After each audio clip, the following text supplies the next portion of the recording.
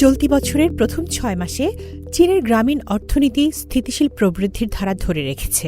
কৃষি উৎপাদন, গ্রামীণ অবকাঠামো উন্নয়ন এবং কর্মসংস্থান সৃষ্টিতে অগ্রগতির কথা জানিয়েছে দেশটির কৃষি ও পল্লী বিষয়ক মন্ত্রণালয়। চীনের কৃষি ও পল্লী বিষয়ক মন্ত্রণালয় জানিয়েছে, প্রতিকূল আবহাওয়া, দেরিতে বীজ বপন এবং অতিবৃষ্টির মতো চ্যালেঞ্জ মোকাবেলা করেও চলতি বছরের গ্রীষ্মকালীন শস্য উৎপাদন প্রথমবারের মতো ১৫০ বিলিয়ন কিলোগ্রাম ছাড়িয়েছে। গ্রামীণ উন্নয়ন আরও জোরদার করতে কেন্দ্রীয় সরকার বিভিন্ন খাতে ১৭৭ বিলিয়ন ইউয়ান বরাদ্দ করেছে। এর ফলে শিল্প উন্নয়ন, কর্মসংস্থান সৃষ্টি এবং অপেক্ষাকৃত পিছিয়ে থাকা অঞ্চলের উন্নয়নে গতি এসেছে।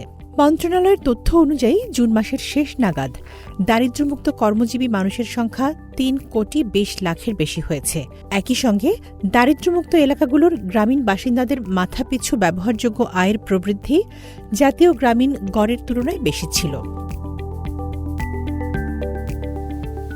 গ্রামীণ এলাকায় জীবনযাত্রার মান উন্নয়নেও বিভিন্ন প্রকল্প বাস্তবায়ন করা হচ্ছে।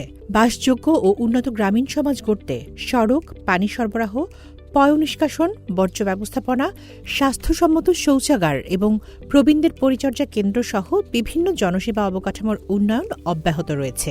এদিকে গ্রামীণ শিল্পের মানোন্নয়নেও অগ্রগতি হয়েছে। গ্রামীণ নির্মাণ প্রকল্পের তালিকায় যুক্ত হয়েছে ৩ লাখের বেশি নতুন প্রকল্প।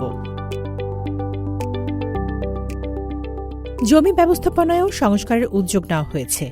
দ্বিতীয় দফার জমি চুক্তির মেয়াদ শেষ হওয়ার পর আরও ৩০ বছরের জন্য চুক্তি নবায়নের পরীক্ষামূলক কার্যক্রমে এখন পর্যন্ত ২,৯০,০০,০০০-এর বেশি কৃষক পরিবার নতুন চুক্তিতে স্বাক্ষর করেছে। বিশেষজ্ঞদের মতে, কৃষি উৎপাদন বৃদ্ধি, অবকাঠামো উন্নয়ন এবং গ্রামীণ সংস্কারের এই উদ্যোগগুলো চীনের কৃষি ও পল্লী আধুনিকীকরণের ভিত্তিকে আরও শক্তিশালী করবে। তামান্না জেনিফার, সিএমজি বাংলা।